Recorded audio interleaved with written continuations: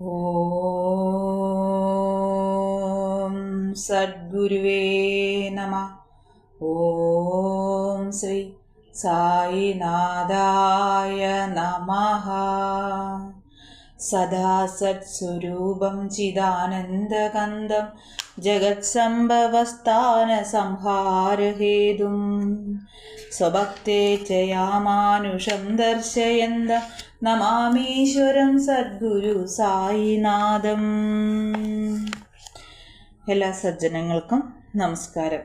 ശ്രീ സായി സച്ചരിതത്തിലെ 26-ാം അധ്യായമാണ് ഞാനിപ്പോൾ പാരായണം ചെയ്യുന്നത്. മുഖവുര. ലോകത്തിൽ കാണുന്ന സമസ്ത വസ്തുക്കളും മായാവിലാസമാണ്. അവ മിഥ്യയാണ്. പരബ്രഹ്മം മാത്രമാണ് യഥാർത്ഥത്തിലുള്ളത്. കയറിനെയോ മാലയെയോ ഇരുട്ടിനാൽ പാമ്പാണെന്ന് ധരിക്കുന്നത് പോലെ നാം പുറംപൂച്ച് മാത്രം വിശ്വസിച്ച് അന്തരാർത്ഥത്തെ മനസ്സിലാക്കാതെ പോകുന്നു. സദ്ഗുരുവിന് മാത്രമേ പുറംപുച്ചല്ല യാഥാർത്ഥ്യം എന്ന് മനസ്സിലാക്കി തരുവാൻ കഴിയൂ. അതുകൊണ്ട് സദ്ഗുരുവിനോട് യഥാർത്ഥ കാഴ്ചയായ ദൈവസാക്ഷാത്കാരം തരുവാനായി അപേക്ഷിക്കുക. ആന്തരിക സാധന. ഹേമത് പാന്ത് ഒരു പുതിയ തരം ആരാധന പറഞ്ഞു തരുന്നുണ്ട്. കണ്ണീരിനെ ചൂടുവെള്ളത്തിന്റെ സ്ഥാനത്ത് സദ്ഗുരുവിന്റെ പാദങ്ങളെ കഴുകാനുള്ള ജലമായി എടുക്കുക. ബാബയുടെ ശരീരം യഥാർത്ഥ പ്രേമമാകുന്ന ചന്ദനത്താൽ പൂശുക. യഥാർത്ഥ വിശ്വാസമാകുന്ന വസ്ത്രത്താൽ അദ്ദേഹത്തിന്റെ ശരീരം ആവരണം ചെയ്യുക. നമ്മുടെ 8 സ്വാധിക വികാരങ്ങളായ 8 താമരപ്പൂക്കളെ കൊണ്ട് അർച്ചിക്കുക. ബാബയുടെ തലയിൽ ഭക്തിയാകുന്ന ചൂർണം തിരുമുക. ഭക്തിയാകുന്ന അരപ്പട്ട ചുറ്റിച്ച് പാദത്തിൽ ശിരസ് വയ്ക്കുക. ഇങ്ങനെ സദ്ഗുരുവിനെ അലങ്കരിച്ച് നമ്മുടെ എല്ലാത്തിനെയും നേർച്ച ചെയ്ത് ഭക്തിയാകുന്ന ചാമരം വീശി ചൂടകറ്റുക. അങ്ങനെ ആനന്ദകരമായ ആരാധനയ്ക്ക് ശേഷം ഇപ്രകാരം പ്രാർത്ഥിക്കുക: മനസ്സിനെ എന്നിലേക്ക് തന്നെ നയിച്ചാലും, സത്യവും മിഥ്യവും തിരിച്ചറിയാനുള്ള കെൽപ്പ് തന്നാലും, ലൗകികത്തിൽ നിസ്സംഗത്വം വന്ന് ആത്മജ്ഞാനത്തിലേക്ക് എന്നെ നയിച്ചാലും, ശരീരവും ആത്മാവും അർപ്പിച്ചിരിക്കുന്ന ഞങ്ങളുടെ ദൃഷ്ടി അവിടുത്തെ ദൃഷ്ടിയാക്കി മാറ്റുക. അതുകൊണ്ട് ഞങ്ങൾ വേദനയും സന്തോഷവും അറിയാതിരിക്കട്ടെ. അവിടുന്ന് ആഗ്രഹിക്കുന്ന തരത്തിൽ മനസ്സും ശരീരവും നിയന്ത്രിച്ചാലും അവിടുത്തെ പാദങ്ങളിൽ ഞങ്ങളുടെ മനസ്സ് ശാന്തി നേടട്ടെ. ഇനി ഈ അധ്യായത്തിലെ കഥകളിലേക്ക് കടക്കാം. ഭക്തപാന്ത്. മറ്റൊരു സദ്ഗുരുവിന്റെ ശിഷ്യനായ ഭക്തപാന്ത് ഒരിക്കൽ ഷിർദി സന്ദർശിച്ചു. അയാൾക്ക് ഷിർദിക്ക് വരാൻ ഇഷ്ടമല്ലായിരുന്നു. പക്ഷേ മനുഷ്യൻ ഒരു തരത്തിൽ ആശിക്കുന്നു, ദൈവം മറ്റൊന്ന് വരുത്തുന്നു. അയാൾ തീവണ്ടിയിൽ യാത്ര ചെയ്യുമ്പോൾ ഷിർദിക്ക് പോകുന്ന പല ബന്ധുക്കളെയും സ്നേഹിതന്മാരെയും കാണാനിടയായി. അവർ കൂടെ വരാൻ പറഞ്ഞപ്പോൾ അയാൾക്ക് എതിർത്ത് നിൽക്കാൻ കഴിഞ്ഞില്ല. അവർ ബോംബെയിലും പാന്ത് വിറാറിലും ഇറങ്ങി. എന്നിട്ട് അയാളുടെ സദ്ഗുരുവിന്റെ അനുവാദം വാങ്ങി ആ സംഘത്തോടുകൂടി ഷിർദിക്ക് പുറപ്പെട്ടു. അവർ ഷിർദിയിലെത്തി. രാവിലെ 11 മണിക്ക് മസ്ജിദിലേക്ക് പോയി. അവിടെ കൂടിയ ഭക്തന്മാരുടെ തിരക്ക് കണ്ട് എല്ലാവരും സന്തുഷ്ടരായിരിക്കെ പാന്ത് അപസ്മാരമിളകി ബോധം കെട്ടു വീണു. അവരെല്ലാം ഭയന്ന് അയാളെ ബോധം വരുത്താൻ പലതും ശ്രമിച്ചു നോക്കി. ബാബ അയാളുടെ അനുഗ്രഹത്താൽ തലയിൽ കുറെ വെള്ളമൊഴിച്ചപ്പോൾ ഉറക്കമുണർന്ന പോലെ അയാൾ എഴുന്നേറ്റിരുന്നു. അയാൾ മറ്റൊരു ഗുരുവിന്റെ ശിഷ്യനാണെന്നറിഞ്ഞ് ബാബ അയാൾക്ക് ഗുരുഭക്തി ഉറപ്പിച്ചു കൊടുക്കാൻ ഇങ്ങനെ പറഞ്ഞു: എന്തു വന്നാലും നീ നിന്റെ ആലംബം, അതായത് ഗുരുവെ വിടാതെ കുടികൊള്ളൂ. എപ്പോഴും തയ്യാറായി ഗുരുവിനോട് ഐക്യം പ്രാപിക്കാൻ ശ്രമിച്ചാലും. പാന്തിന് അതിന്റെ അർത്ഥം മനസ്സിലാവുകയും സദ്ഗുരുവെ സ്മരിക്കുകയും ചെയ്തു. ഈ കരുണ അയാൾ ഒരിക്കലും മറന്നില്ല. ഹരിശ്ചന്ദ്ര പിതാലെ. ബോംബെയിൽ ഹരിശ്ചന്ദ്ര പിതാലെ എന്നൊരു മാന്യനുണ്ടായിരുന്നു. അയാളുടെ മകൻ അപസ്മാര രോഗിയായിരുന്നു. പല ചികിത്സകളും നടത്തിയിട്ടും സുഖം കിട്ടിയില്ല. പിന്നെ സിദ്ധന്മാരെ സമീപിക്കാൻ മാത്രമേ ബാക്കിയുണ്ടായിരുന്നുള്ളൂ. ദാസ്കനു അക്കാലം തൻ്റെ കീർത്തനങ്ങളെ കൊണ്ട് ബാബയുടെ കീർത്തി ബോംബെയിൽ മുഴുവൻ എത്തിച്ചിരുന്നു. പിതാലെ ഈ വക കീർത്തനങ്ങളും മറ്റും പലരിൽ നിന്നും ബാബ സ്പർശനത്താലും ദർശനത്താലും പലരും മാറാരോഗങ്ങളും മാറ്റിയിരുന്നതായും കേട്ടിരുന്നു. പിതാലെ കുടുംബസമേതം പല കാണിക്കകളും പഴങ്ങളും മറ്റുമായി ഷിർദിയിൽ വന്നു. അത് 1910 എന്നിട്ട് അയാൾ മസ്ജിദിൽ പോയി ബാബയെ നമസ്കരിച്ചു.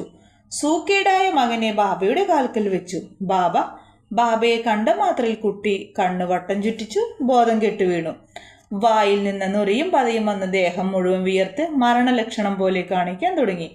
ഇത് കണ്ട് അച്ഛനും അമ്മയും വല്ലാതെ പേടിച്ചു. ഇങ്ങനെ ഇളക്കമുണ്ടാവലുണ്ടെങ്കിലും ഇത്രയധികം നേരം അന്ന് ആദ്യമായിട്ടാണ് ഉണ്ടായത്. അമ്മ കരഞ്ഞു പറയാൻ തുടങ്ങി. കള്ളനെ പേടിച്ച് കയറിക്കൂടിയ പുര തലയ്ക്ക് വീണ പോലെയും, പുലിയിൽ നിന്ന് രക്ഷപ്പെട്ട പശു അറവുകാരന്റെ കയ്യിൽ കുടുങ്ങിയ പോലെയും, വെയിലിൽ നിന്ന് തളർന്ന യാത്രക്കാരൻ തണൽ നോക്കിയിരുന്ന വൃക്ഷം തലയ്ക്ക് വീണ പോലെയും, അമ്പലത്തിൽ തൊഴാൻ പോയി കെട്ടിടം ദേഹത്തിൽ പൊളിഞ്ഞു വീണ പോലെയുമാണ് അവരുടെ സ്ഥിതിയെന്നും മറ്റും പറഞ്ഞു നിലവിളിച്ചു. ബാബ അവരെ സമാധാനിപ്പിച്ച്, ഇങ്ങനെ കരയേണ്ട, ക്ഷമിച്ചിരിക്കൂ, സമാധാനിക്കൂ, കുട്ടിയെ താമസ സ്ഥലത്തേക്ക് എടുത്തുകൊണ്ടുപോയിക്കോളൂ, അരമണിക്കൂർ കൊണ്ട് സുഖമാവും എന്ന് പറഞ്ഞു. അവർ ബാബ പറഞ്ഞ പോലെ ചെയ്യുകയും കുട്ടിക്ക് സുഖമാവുകയും ചെയ്തു. പിതാലെ കുടുംബം ഇത് കണ്ട് സന്തുഷ്ടരാവുകയും അവരുടെ സംശയം തീരുകയും ചെയ്തു. പിന്നാലെ പിതാലെ ഭാര്യയെയും കൂട്ടി വന്ന് നമസ്കരിച്ച് മനസ്സിൽ ബാബയ്ക്ക് നന്ദി പറഞ്ഞ് അദ്ദേഹത്തിൻ്റെ പാദം തലോടിയിരുന്നു.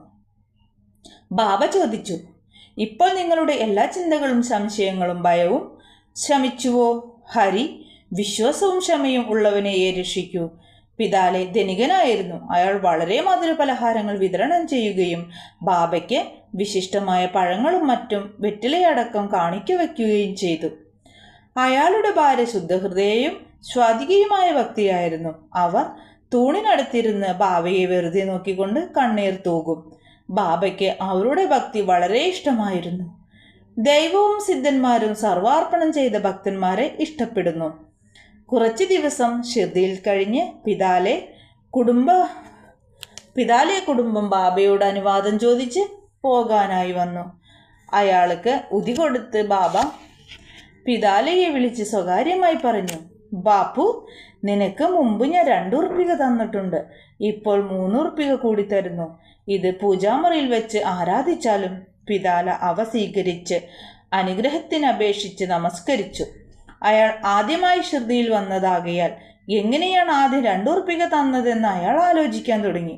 അത് മനസ്സിലാക്കാൻ അയാൾക്ക് ആഗ്രഹം തോന്നി. എങ്കിലും ബാബയോട് തുടർന്നൊന്നും പറഞ്ഞില്ല. മുംബൈയിലെത്തി അയാൾ വയസ്സായ അമ്മയോട് എല്ലാ വിവരവും പറഞ്ഞു. കൂട്ടത്തിൽ എങ്ങനെയാണ് 2 ഉറുപ്പിക മുമ്പ് തന്നതെന്നറിയില്ല എന്നും പറഞ്ഞു. അമ്മയ്ക്ക് ആദ്യം മനസ്സിലായില്ല. എങ്കിലും നല്ലവണ്ണം ആലോചിച്ചപ്പോൾ ഒരു പഴയ സംഭവം ഓർമ്മ വന്നു. അവർ മകനോട് പറഞ്ഞു, നീ മകനുമായി സായിയെ കാണാൻ പോയ പോലെ നിന്റെ അച്ഛൻ നിന്നെയും കൂട്ടി വളരെ കൊല്ലം മുമ്പ് അക്കൽക്കോട്ട് മഹാരാജിനെ കാണാൻ പോയി. ആ മഹാരാജും ശരിക്കുള്ള ഒരു യോഗ്യയും സിദ്ധനും സർവജ്ഞാനിയുമായിരുന്നു. നിന്റെ അച്ഛൻ ഭക്തനും പരിശുദ്ധനുമായതിനാൽ അദ്ദേഹത്തിൻ്റെ ആരാധന മഹാരാജ സ്വീകരിച്ചു. അദ്ദേഹം നിന്റെ അച്ഛന് 2 ഉറുപ്പിക പൂജാമുറിയിൽ വെച്ച് ആരാധിക്കാൻ കൊടുത്തു. നിന്റെ അച്ഛൻ മരണം വരെ അവ പൂജിച്ചു. പിന്നെ പൂജ മുടങ്ങി, ഉറുപ്പിക കാണാതെയായി. പിന്നെ അതിൻ്റെ ഓർമ്മ കൂടെ മാഞ്ഞുപോയി. നീ ഭാഗ്യവാനായതുകൊണ്ട് അക്കൽക്കോട്ട് മഹാരാജാവ് സായിബാബയുടെ രൂപത്തിൽ നിന്റെ കഷ്ടപ്പാട് തീർക്കാൻ കുടുംബത്തിലെ ആരാധന മുടക്കരുതെന്ന് പറഞ്ഞു തന്നതാണ്. ഇനി സംശയിക്കേണ്ട. എല്ലാ ഗർവും കളഞ്ഞ് കുടുംബദേവന്മാരെയും ഉറുപ്പികയെയും മുടങ്ങാതെ ആരാധിക്കുക. ഋഷിമാരുടെ അനുഗ്രഹത്താൽ സന്തുഷ്ടരാവുക. സായി സമർത്ഥ് നിനക്ക് ഭക്തി ഉണ്ടാക്കി തന്നിരിക്കുന്നു. അത് വളർത്തിയെടുത്ത് നന്നായി തീരുക. അമ്മയുടെ വർത്തമാനം കേട്ട് പിതാലെ സന്തുഷ്ടനായി. അയാൾക്ക് ബാബയുടെ സർവാന്തർയാമിത്വം ബോധ്യപ്പെടുകയും ദർശനം കൊണ്ടുള്ള നേട്ടം അനുഭവപ്പെടുകയും ചെയ്തു. അതിൽ പിന്നെ വളരെ ശ്രദ്ധിച്ച് അയാൾ പെരുമാറാൻ തുടങ്ങി. അംബേദ്കർ. പൂനെയിലെ ഗോപാൽ നാരായണൻ അംബേദ്കർ ഒരു ബാബാ ഭക്തനായിരുന്നു. അയാൾ അബ്കാരി ഡിപ്പാർട്ട്മെന്റിൽ താനെയിലും ജവഹറിലും പണിയെടുത്ത് പെൻഷൻ പറ്റി. ഒരു ജോലിക്ക് വീണ്ടും ശ്രമിച്ചു കിട്ടിയില്ല. മറ്റു കഷ്ടപ്പാടുകൾ പലതും നേരിട്ടു. സ്ഥിതി വളരെ മോശമായി. 7 കൊല്ലം ഇങ്ങനെ കഷ്ടപ്പെട്ടു. ഓരോ കൊല്ലവും ഷിർദിയിൽ വന്ന് ബാബയോട് കഷ്ടപ്പാടുകൾ പറയും. 1916 സ്ഥിതി വളരെ ശോചനീയമായതിനാൽ ഷിർദിയിൽ വെച്ച് ആത്മഹത്യ ചെയ്യാൻ തീരുമാനിച്ചു. അയാൾ ഭാര്യയെയും കൂട്ടി വന്ന് 2 മാസം ഷിർദിയിൽ താമസിച്ചു. ഒരു രാത്രി ദീക്ഷിത് വാടയ്ക്ക് മുന്നിൽ ഒരു കാളവണ്ടിയിലിരുന്ന് അന്നു രാത്രി അടുത്തുള്ള കിണറ്റിൽ ചാടി മരിക്കാൻ ഉറപ്പിച്ചു. പക്ഷേ മറ്റൊന്നാണ് വിധിച്ചത്. അതിനടുത്തൊരു ഹോട്ടലുണ്ട്. അവിടുന്ന് അതിൻ്റെ ഉടമ സ്വഗുൺ എന്നയാൾ ആളെ വിളിച്ചു. നിങ്ങൾ അക്കൽക്കോട്ട് മഹാരാജാവിൻ്റെ ജീവചരിത്രം വായിച്ചിട്ടുണ്ടോ എന്ന് ചോദിച്ചു. അംബേദ്കർ പുസ്തകം വാങ്ങി മറിച്ചു നോക്കി. കണ്ടതായ കഥ ഇപ്രകാരമായിരുന്നു.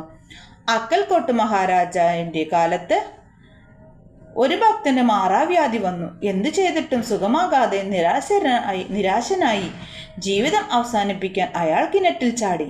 ഉടനെ മഹാരാജ് അവിടെ വന്ന് അയാളെ സ്വന്തം കൈകൊണ്ട് കരകയറ്റി ഇങ്ങനെ ഉപദേശിച്ചു: നിന്റെ കർമ്മഫലം നല്ലതായാലും ചീത്തയായാലും നീ അനുഭവിച്ചേ തീരൂ. അനുഭവം പൂർത്തിയായില്ലെങ്കിൽ ആത്മഹത്യ പരിഹാരമല്ല. നമ്മുടെ മറ്റൊരു ജന്മമെടുത്ത് വീണ്ടും കഷ്ടപ്പാട് അനുഭവിക്കേണ്ടി വരും. അതുകൊണ്ട് ഇനി ഒരു ജന്മത്തിന് ഇടവരുത്താതെ എന്തുകൊണ്ട് കുറച്ചുകൂടി അനുഭവിച്ച് കർമ്മഫലം ഈ ജന്മത്തിൽ തന്നെ തീർത്തുകൂടാ? അല്ലെങ്കിൽ പിന്നെ ആ ബുദ്ധിമുട്ട് സ്ഥിരമായി തീരില്ലേ? ഈ അവസരോചിതമായ കഥ വായിച്ച് അംബേദ്കർ വിസ്മയിച്ച് തളർന്നുപോയി. ബാബയുടെ സൂചന ഈ കഥയിൽ കൂടി കിട്ടിയിരുന്നെങ്കിൽ അപ്പോഴേക്കും അയാൾ കഥ കഴിക്കുമായിരുന്നു. ബാബയുടെ സർവാന്തർയാമിത്വം ബോധ്യമായി. അയാളുടെ ഭക്തി ഉറച്ചു. അയാളുടെ അച്ഛൻ അക്കൽക്കോട്ട് മഹാരാജാവിൻ്റെ ഭക്തനായിരുന്നു. ബാബയ്ക്ക് അയാളെയും ആ വഴിക്ക് നയിക്കലായിരുന്നു ഉദ്ദേശം. അയാൾ പിന്നീട് ബാബയുടെ അനുഗ്രഹം സിദ്ധിച്ച് സ്ഥിതി മെച്ചപ്പെട്ടു തുടങ്ങി. അയാൾ ജ്യോതിഷം പഠിച്ച് അതുകൊണ്ട് കുറേ കഷ്ടപ്പാട് തീർന്നു. വേണ്ട പോലെ പണം കിട്ടിയതുകൊണ്ട് ബാക്കി ജീവിതം സുഖമായി കഴിച്ചു. ശ്രീ സായിയെ നമിക്കുവിൻ. ലോകശാന്തി ഭവിക്കട്ടെ. ഓം ശ്രീ സായിനാഥായ നമഃ. ശ്രീ സായി സച്ചരിതം കേൾക്കുകയും വായിക്കുകയും ചെയ്യുന്ന എല്ലാ സജ്ജനങ്ങളെയും ശ്രീ സായി ഭഗവാൻ അനുഗ്രഹിക്കട്ടെ എന്ന പ്രാർത്ഥനയോടെ ഈ 26-ാം അധ്യായത്തെ ബാബയുടെ തൃപ്പാദങ്ങളിൽ ഞാൻ സമർപ്പിക്കുന്നു. എല്ലാ സായി ഭക്തന്മാരുടെ അടുക്കലും ഈ അധ്യായത്തെ ബാബ തന്നെ എത്തിക്കട്ടെ എന്ന് പ്രാർത്ഥിക്കുന്നു. ഓം ശ്രീ സായിനാഥായ നമഃ. ഓം സദ്ഗുരുവേ നമഃ. വന്ദേ ഗുരുപരമ്പര.